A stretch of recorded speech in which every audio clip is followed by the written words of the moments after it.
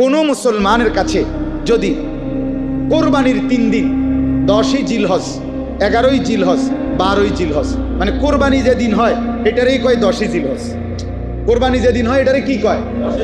এটা এই দিন তারপরের 2 দিন, এই 3 দিনের ভিতরে চলাকালীন অবস্থায় প্রথম দিন সকাল থেকে মানে কোরবানির দিন ভোর থেকে তৃতীয় দিন সন্ধ্যা পর্যন্ত যদি কোনো ব্যক্তির কাছে 52.5 ভরি রূপার দাম সমপরিমাণ টাকা, তার নিত্য প্রয়োজনীয়, ওই যে কইলাম বাজার, ওষুধ, বই, খাতা কলম, গ্যাস বিল, বিদ্যুৎ বিল, এগুলোর টাকা ছাড়া, খরচ ছাড়া অতিরিক্ত যদি কারো কাছে 52.5 ভরি রূপার দাম সমপরিমাণ টাকা, পণ্য, মাল থাকে, সম্পদ থাকে, আল্লাহর কসম ওই ব্যক্তির উপরে কোরবানি ওয়াজিব, কোরবানি ওয়াজিব, কোরবানি ওয়াজিব। আচ্ছা, তাইলে এইবার বলেন তো কি পরিমাণ মুসলমানের উপরে কোরবানি ওয়াজিব? আমরা বানায় নিছি এগুলো বড় লোকে করবে, অথবা মন চাইলে আচ্ছা করো, কোরবানি করবে, যখন মন হয়েছে করো। এটা কি আমরা এটা খামখেয়ালি না? এটার হিসাব কিতাব নাই, এটার কোনো হিসাব কিতাব। মাল সম্পদ আপনি হিসাব করতে হবে না, আপনাকে মাসআলা জানতে হবে না। কথা বলেন না কেন? আমি আপনার উদাহরণ দিই, আপনার উদাহরণ দিই। মনে করেন কোনো ছেলে সৌদি আরব বা যেখানেই থাকুক, বিদেশ থাকে, তো সে প্রত্যেক মাসেই বা 2 মাস পর পরেই বাড়িতে বাপ্পার জন্য কখনো 30,000 কখনো 20,000 টাকা পাঠায় ছেলেটা। কারণ এখন সামনে কোরবানি, তো এই ছেলেটা বাড়িতে 30,000 টাকা পাঠাইছে ওই বিদেশের ফুট। পাঠানোর পরে এখন এই 30,000 টাকা দিয়া বাপমার নামে 2 শরিক কোরবানি দিছে। ভালো কথা, কোরবানি দিছে, বাপমার কোরবানিও আদায় হয়েছে, তারার কোরবানি দিছে দিছে ঠিক আছে। কিন্তু এই ছেলেটা, যে ছেলেটা বিদেশে আছে আজ 2 বছর 3 বছর ধরে, তার কাছে 52.5 ভরি রূপার দাম হইল, সর্বোচ্চ যদি 1000 টাকা ভরি হয় তাহলে 52,500, আর কখনো কখনো 1200-1300 টাকাও রূপার ভরি হয়, আবার কমেও 700-800 টাকাও। আবার আমি ধরে নিলাম 60,000, ধরে নিলাম কয় হাজার, চূড়ান্ত একবারে নিখুঁত সংখ্যাটা আপনি দোকান থেকে জেনে নিতে পারবে, 60,000 টাকা। এখন ওই ছেলেটার কাছে, বিদেশে যেই ছেলেটা, তার কাছে তার নিজস্ব ব্যাংকে অ্যাকাউন্টে অথবা যে কোনো মাধ্যমে তার কাছে কি আরো 60, 1 লাখ, 2 লাখ টাকা নাই?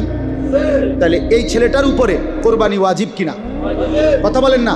তাহলে তার যে বাপমার নামে কোরবানি দিল, এর কোরবানি আদায় হয়েছে না? তো আমাদের সমাজে কি পরিমাণ মুসলমান এরকম করে? বলেন না কেন? বাপমার কোরবানি না দিলেন আপনি, বাপমার কোরবানি আদায় হইল, কিন্তু এর কোরবানি, এর কোরবানি করবে। তাইলে 10 বছরও যদি সে বাবা মার কাছে টাকা দিল, ঠিক আছে, ওদের নামে কোরবানি হইল, কিন্তু এর কোরবানি আদায় হয় নাই, হয় নাই, হয় নাই। নবীজি বলছেন যে কোরবানির সামর্থ্য থাকার পরেও দিল না, ফালা ইয়াকরাবান্না মুসাল্লানা, সে যেন আমাদের মুসলমানদের ঈদগাহে নামাজ পড়তে না আসে। তুই আসবি না, সাবধান, তুই আইবি না বেটা, তোর ঈদের নামাজের দরকার নেই, তুই উঠতেলা, তুই হতার থাক, উড়িস না। কথা বুঝছেন? বলেন। আচ্ছা বলেন, তাইলে কি করতে হবে? বাবার কোরবানি সেটাও আপনি দিলেন, ইহসান করলেন। আমার আব্বারে আমি একটা লুঙ্গি কিনে দিছি, এর লাগে আমার আর লুঙ্গি কিনার দরকার নেই, ওরা আসে না, লাগতো না লুঙ্গি। তো আমার আব্বারে আমি কোরবানির লেগে টাকা দিছি দেখা আমি আর কোরবানি দিতাম না, এটা কথা হইল? তো আমার আব্বারে যে আমি আগে টাকা দিই, আপনি তো টাকা সবসময় দেন, তাহলে এখনকারটা দিলে আপনারটা বাদ যাবে কেন? কথা বুঝছেন কিনা? তাহলে ছেলের কোরবানি দিতে হবে কিনা আলাদা? বলে আলাদা। 2 ভাই চাকরি করে, ব্যবসা করে, যেটাই করুক, একসাথে সংসার, দুজনে মিল্লা 15,000 করে 30,000 টাকা আব্বারা তুলে, আব্বা আপনি মুরব্বী মানুষ, সামনের নামে কোরবানি দেন, বুঝতো না কদ্দুর খাওন যায় দে, আপনি ভাগ করে দিয়ে আমাকে দোনো করে, আপনি তো এই দোনো করে খাইবেন, আর কি তা গোস্ত না খাওন? না গোস্ত না খাওন, আর কি তা মানসে না কয় কোরবানি টোরবানি কি তা কয় কয়, কিন্তু মূল তো গোস্ত খাওয়া। দোনো ফুতে কামাই করে, তাহলে দোনোজনের উপরে এই 60,000 মানে 52.5 ভরি রূপার দামের সমপরিমাণ টাকা থাকার কারণে দোনোজনের উপরে কোরবানি ওয়াজিব কিনা? তাহলে দোনোজনের কোরবানির বিকল্প বাবার নামে কোরবানি দিলে এই 2 জনের কোরবানি হইল তো তো এরা গুনাহগার হবে না? তো এরা ঈদের নামাজ যাইব কেমনে? তার আব্বা না শুধু যাইব, এরা শুধু গোস্ত না খাইব। নবীজি নিষেধ করছে, তো যাইতে না, মানা করছে, তুমি আইসো না, ইয়ার জায়গা নাই, মসজিদে জায়গা নাই, তুমি তোমার বেডির লগে বাইত নামাজ পড়ো। তাইলে বলে, আমি একটু আগেও বলছি 6 জন শরিক কোরবানি দিছে, মনে করেন 6 শরিক হয়ে গেছে একটা গরুতে, তাহলে আর রয়েছে কয় শরিক? 1 শরিক। তারা দোনো ভাইয়ে সালা কি করে, দোনো ভাইয়ে মিল্লা, দোনো জনেরই কিন্তু কোরবানি ওয়াজিব, আলাদা আলাদা টাকা আছে দোনো জনের, কিন্তু বখিলি কইরা দোনো ভাই 15,000 করে 30,000 টাকা দিয়া 1 শরিক কোরবানি নিয়েছে। ওই কার লগে? ওই 6 শরিক ওয়ালা লগে। বোঝেন নাই কথাটা? তাহলে এরা শরিক হইল কয়টা? একটা। আগে আছে কয়টা? কিন্তু এদের কোরবানি ওয়াজিব হইছে 2 জনের না 1 জনের? 2 জনের। তাহলে মূলত শরিক হলো কয়টা? 8টা। বোঝেন নাই আপনি কথা? এরা না মিথ্যা কথা বললো, কিন্তু এদের কোরবানি তো ওয়াজিব হইছে 2 জনের উপরে। তাহলে এখন এরা যখন 2 জনে 1টা টাকা দিয়া শরিক হইল, তো কিন্তু মূলত শরিক কয়জন এনে? না, 8 জন। 1 জনের কোরবানিও হবে না। ওই 6 জন তুইও মরছ, তা করে লইয়া মরছ, কারো কোরবানি হবে, কাগো কোরবানি হবে। তো যদি আপনি বলেন যে মিশা কথা কইছে কা তারা, আপনারা তো আগেই বলছে শরীয়তে কোরবানির ক্ষেত্রে মাসআলা সাথীদের সাথে যারা শরিক তাদের লগে মুজাকারা করা, আলোচনা করা, তাদেরকে জানাইয়া শুনাইয়া শরিক নির্বাচন করা। আপনি কেরম আসতে আসতে দেখি বনরুটি খাওননি। কোরবানি মানে কি চা দিয়ে বন দিয়ে ভিজাই খাওন? কথা বলেন না কেন? কোরবানি মানে কি রাইতে চিড়ে ভিজাইয়া সকালে গুড় দিয়ে খাওন? তো তাহলে আপনি খামখেয়ালি করলেন কেন? শেষ কথা, অতএব আপনাদের কাছে আমার মেহেরবানি করে আমি সচেতনতার জন্য এতগুলো কথা বললাম, সব মিলাইয়া বিস্তারিত ব্যাখ্যা আপনারা আরো ওলামায়ে কেরামের কাছ থেকে জেনে নেবেন। বলেন ইনশাআল্লাহ। দয়া করে জানা দরকার, খামখেয়ালি করেন না। কোরবানি ইবাদত, কোরবানি গোশত খাওয়ানো। কোরবানি কি না? গোশত। হজ ইবাদত, হজ ভ্রমণ না। হজ কি নয়? ভ্রমণ না। হজ ভ্রমণ না। হৃদয়ের সবচেয়ে বেশি ভালোবাসা হজ। হজ মানে আল্লাহর ঘরে ঘুরা, হজ মানে ভালোবাসার ঘুরাঘুরি। হজে গেছে বান্দা আল্লাহর ভালোবাসায়, আল্লাহ তারে ঘুরায়। কাবা ঘরে আসো, ঘুরো। ঘুরছো? যাও ওইখানে সাফা মারওয়ায় যাও, যাও ওখানে ঘুরো। ঘুরছো তুমি? যাও এখন মিনাতে যাও, মিনাতে যাও, যাও ওইখানে আল্লাহ বিল্লাহ করো। সারছো মিনা? চলো আরাফাতে যাও, যাও ওইখানে যাও। ওইখানে গেছে, আরাফাত থেকে সন্ধ্যা হয়েছে, একটু শরীরে মানে এতক্ষণ পরিশ্রম করল, আরে না আসো, হাঁটো, মুজদালিফায় আসো, মুজদালিফার থেকে আবার মিনা আসো, মিনা থেকে আবার কাবায় আসো। মানে শুধু তারে ঘুরাচ্ছে, তারে শুধু কি করতেছে? ঘুরাইতেছে। আল্লাহ তাআলাকে যদি জিজ্ঞাসা করেন, বান্দা বলে আল্লাহ আইলাম হজ করতে, আপনি দিকে না আড়াইতেন আছে, আপনি দিকে ঘুরান, ঘটনাটা কি?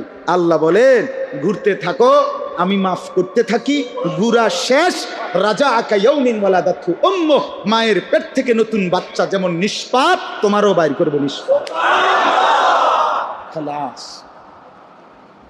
আমার বাসায় ওয়াশিং মেশিন আছে, আমার বাসা তো ওয়াশিং মেশিনের সিস্টেম হলো কাপড়টা দিলে এটা 10 মিনিট ঘুরে, খটখট খটখট খটখট করে ঘুরে, এইটা ঘুরে সাফ হয়, ঘুরে সাফ হয়। 10 মিনিট পরে ঘুরতে ঘুরতে এটা বাইর হয় যখন, এটা পরিষ্কার। রব্বুল আলামিন বলে ঘোরো, কাবা, সাফা মারওয়া, মিনা, আরাফা, মুজদালিফা, মিনা, কাবা, সাফা, ঘোরো ঘোরো ঘোরো ঘোরো, এবার বের হও মায়ের পেট থেকে নতুন বাচ্চার মতো। হ্যাঁ, আল্লাহ আমাদেরকে তৌফিক দান করেন মালিকের ঘর দেখার, মালিকের ঘর দেখার। এই তর্জমা শুনেন, কোনো ব্যাখ্যা নাই, তর্জমাটা বললাম। ওয়াইদ বাওয়ানা লিইব্রাহিমা, আল্লাহ তাআলা বলেন আমি ইব্রাহিমকে জায়গা নির্ধারণ করে দিলাম, মাকানাল বাইত, আমার ঘর কাবা পুনরায় নির্মাণ করার জায়গা। ইব্রাহিম বানাইলেন, বানানোর পরে আমি ইব্রাহিমকে 3টি কথা বললাম। আল্লাহ তুশরিক বি শাইআন, 1, ইব্রাহিম কোন অবস্থাতেই, জীবনের কোনো অবস্থাতে আমি আল্লাহর সাথে শিরিক করবা না। 2, ওয়াতাহহির বাইতিয়া লিত্তাইফিনা ওয়াল কাইমিনা ওয়ার রুকআইস সুজুদ, আমার এই ঘর কাবাকে সর্বদার জন্য আমার তাওয়াফকারী হাজী এবং আমার নামাজি বান্দাদের জন্য পবিত্র রাখো। 3 নাম্বার ওয়াআদ্দিন ফিন্নাসি বিল হজ্জ, ইব্রাহিম এখন থেকে নিয়ে আমার বান্দাদেরকে আমার এই ঘরকে উদ্দেশ্য করে হজ আদায় করার জন্য ডাক দাও, ডাকো, সারা পৃথিবীবাসীকে ডাকো। ফিন্নাস মানে সব মানুষের ডাকো। ইব্রাহিম আলাইহিস সালাম বললেন, আল্লাহ কেমনে ডাকমু? আমি এখানে ডাক দিলে নইলে আমার আওয়াজ শুনবে কয়জন? সারা পৃথিবীর মানুষকে আমি ডাকবো কেমনে? সুবহানাল্লাহ। আল্লাহ তাআলা বলেন, তাফসীর ইবনে কাসিরের মধ্যে আছে, নাদি ওয়া আলাইনাল বালাগ, ডাকো তুমি, পৌঁছাবো আমি। তুমি ডাকে না দিবা মিয়া, বাহিরা আমি না বুঝো। সাউন্ড বক্স আমি না লাগাম, কয়টা মাইক লাগবে? এটা আমি না দেখি, তোমার মতো সদবদনী 12টা মাইক। আমার গোটা কায়নাত আমি একসাথে পৌঁছাই দেবো আওয়াজ। কুল কায়নাতে আওয়াজ ইব্রাহিমের পৌঁছে গেছে। ইয়াতুকা রিজালাম ওয়া আলা কুল্লি দামিরিন ইয়াতিনা মিন কুল্লি ফাজ্জিন আমিক। আল্লাহ বলে, তুমি আজান দাও, তোমার ডাক দেওয়ার পরে যুগে যুগে কিয়ামত পর্যন্ত কাছের যারা তারা পায়ে হেঁটে আসবে, আর দূরের যারা যত দূরেই হোক বাহনে চড়ে আসবে। এতটা দূর থেকেও আসবে, আসতে আসতে মানুষ না শুধু বাহনটা পর্যন্ত দুর্বল হয়ে যাবে। এত দূর থেকেও আমার বান্দা আসবে, তার মানে এখনকার বিমানের তেল শেষ হয়ে যাবে। এখনকার বিমানের হিসাবে কি ফুয়েল কি হয়ে যাবে? শেষ হয়ে যাবে। এই জন্য তো ট্রানজিট করে, কথা বুঝছেন না? একবারে দূর থেকে, ইউরোপ থেকেও ফ্লাইট আসে না? হ্যাঁ, আল্লাহ বলেন দূর দূর থেকে আসবে।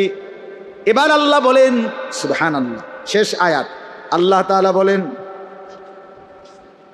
আজীব আয়াত। এখন যদি আল্লাহ বলেন, বান্দা কেউ যদি বলো কেন আসবো আপনার ঘরে হজ, আপনি বলেন কারণ কি, হজে আসলে লাভ কি? সুবহানাল্লাহ। আল্লাহ বলেন, বান্দা কিছু বিষয় আছে শুধু কেবল শব্দ দিয়ে বোঝানো যায় না, বাক্য দিয়ে বলা যায় না। লিয়াশহাদু, আয়েশা দেখো, আয়েশা দেখো, আসলেই বুঝবা, মানাফিআ লাহুম, তোমাদের জন্য কি কি উপকার এখানে আমি রাখছি। সুবহানাল্লাহ। এজন্য আমি বলি, কেউ যদি বলে আল্লাহর ঘরের চারদিকে তাওয়াফ করতে কেমন লাগে, আয়েশা দেখো, সাফা মারওয়ায় দৌড়াইতে কেমন লাগে।